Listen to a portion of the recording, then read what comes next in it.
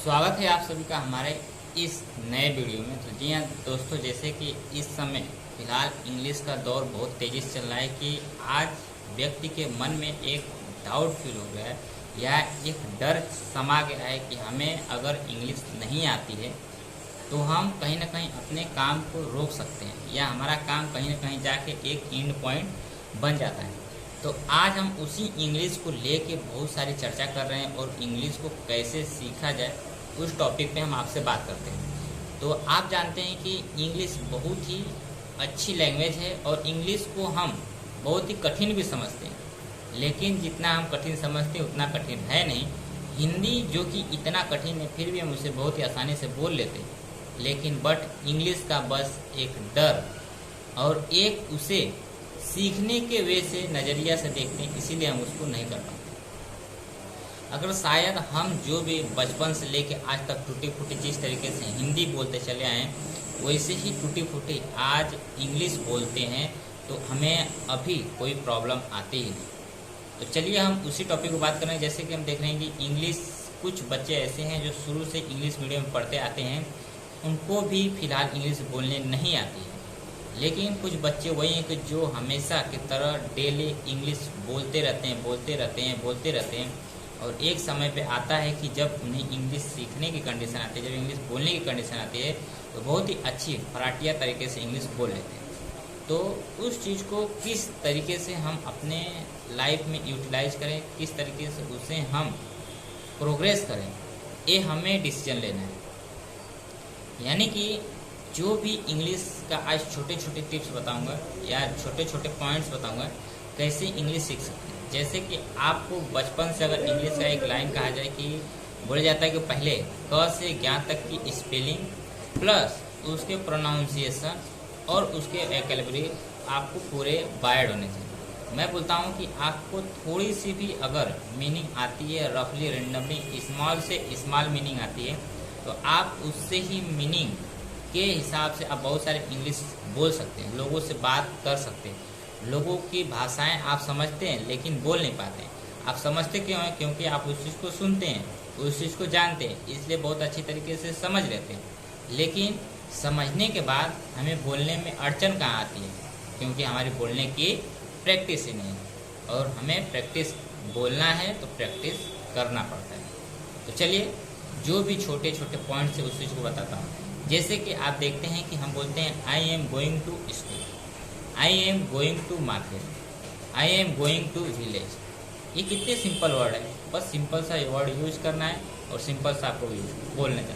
अब आप बोलेंगे मैं ये कैसे बोल सकते हैं, लेकिन जो चीज़ आप डेली सुनते हैं तो आप इस चीज़ को हमेशा बोल लेते हैं।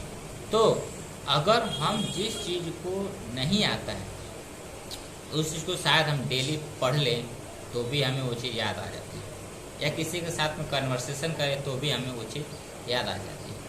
तो मैं आज उतनी सारी चीज़ों पे आपको बता रहा हूँ कि आज जैसे हो गया दिस मिस क्या होता है यह, डैट मिस वह, आई मिस मैं, माई मिस मेरा, वाट मिस क्या, हाउ मिस कैसे, हूँ मिस कौन, ये छोटे छोटे पार्ट्स।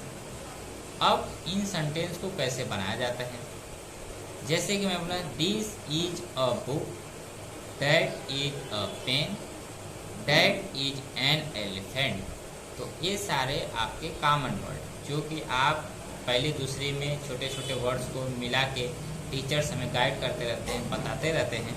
तो उन सारी चीज़ों को जब हम सीखते हैं तो कुछ वर्ड हमें ऐसे याद हो जाते हैं। तो याद होने का मतलब क्या है कि हम उसे बोल लेते हैं आसानी तरीके से, और जब हमें आती नहीं है तो हम उसमें खिचपिट करते रहते हैं और कभी हमें वो समझ में नहीं आती। इसलिए आपको मैं एक काम आज बताता हूँ कि आप जितने भी रिलेटिव वर्ड आपके लाइफ से, जैसे मैं अभी अभी बताया कि माई मिस मेरा, ऐसे हिंदी और इंग्लिश, और इंग्लिश टू हिंदी दोनों को आप एक रफ बुक पे नोट डाउन। अगर आपको इंग्लिश बोलना है तो आपको कम से कम 1 घंटा डेली का मेहनत करना पड़ेगा। अगर 1 घंटा नहीं तो आप ये चैलेंज कर लें कि हमें आज ये टॉपिक ख़त्म करके ही छोड़ना है।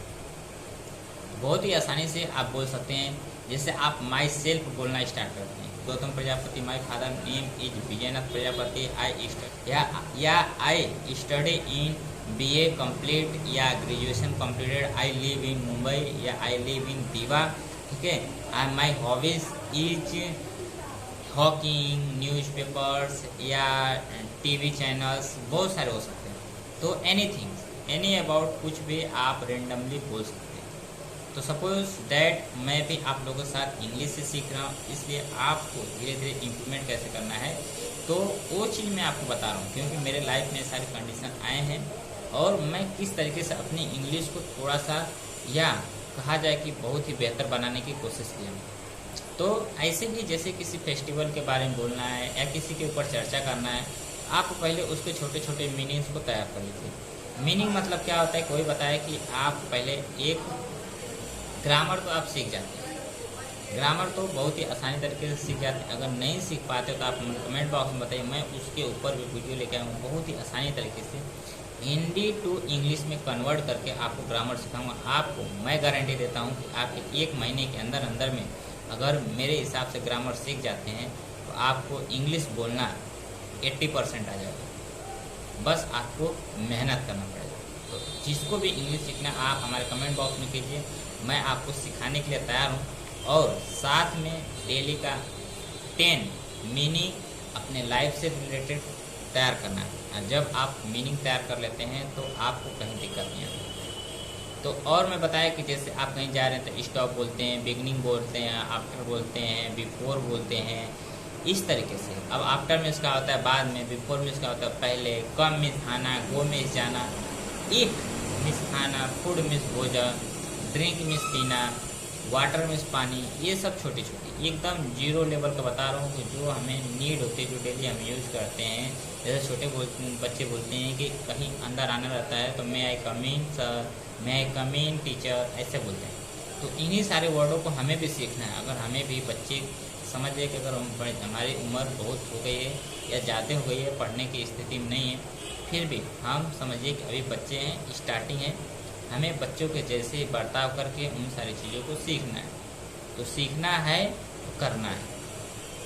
आप इस चीज़ को अपने मन में उतार लीजिए कि जो भी सारी चीज़ें करते हैं उस चीज़ को बहुत ही निडरता से और बहुत ही एकदम कंसंट्रेट होकर जब तक आप करने नहीं लगेंगे तब तक आपका कोई भी काम होने से हर एक चीज़ में बाधाएं आ जाएंगी। अगर आप निडरता से करने लगते तो आपको कोई रोक नहीं सकता है। आपके अंदर वो टैलेंट है जो किसी के पास नहीं है। इसलिए आप अपने टैलेंट को दिखाइए, आप अपने हुनर को दिखाइए, ताकि आपका जो लक्ष्य है, एम है, वो आप हासिल कर सकते हैं। तो चलिए, जो वीडियो में मैं सारी चीज़ें छोटे छोटे मैं बताते जाऊँगा उस चीज़ को करते। मैं इंग्लिश का लेक्चर भी पूरा A to Z लेना, और मैं ये सारी चीज़ें क्यों अभी बता रहा हूँ, अभी मैं कुछ टिप्स भी बता दे रहा हूँ। लेकिन मेरा जब इंग्लिश का लेक्चर आने लगेगा या मैं अभी मोटिवेशन देता हूँ जैसे, तो उन सब चीज़ों को ये मैं मोटिवेट कर रहा हूँ आपको।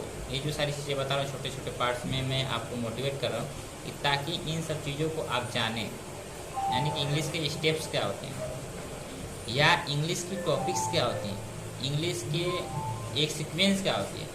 तो आपको सीक्वेंस सीखना है तो पहले आपको छोटे छोटे वर्ड तैयार करने पड़ेंगे।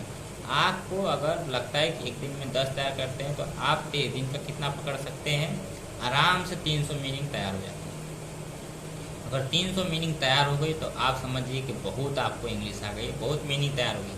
अब बस उसी मीनिंग से ही आपको बोलना है, सीखना है। और भी क्या चीज़ें अगर आपको चाहिए तो मैं डेली 10 मीनिंग 25 मीनिंग आपको ऐसे ही रेंडमली बताते चला जाऊँगा। आप नोटबुक पे लिखते चलिए और आपको रिपीट भी कराते जाऊँगा। जैसे हम लोग वाट मिस क्या है साथ में बोलते जाइए और करते जाइए। डैट मिस हुआ, ही मिस हुआ, सी मिस हुआ।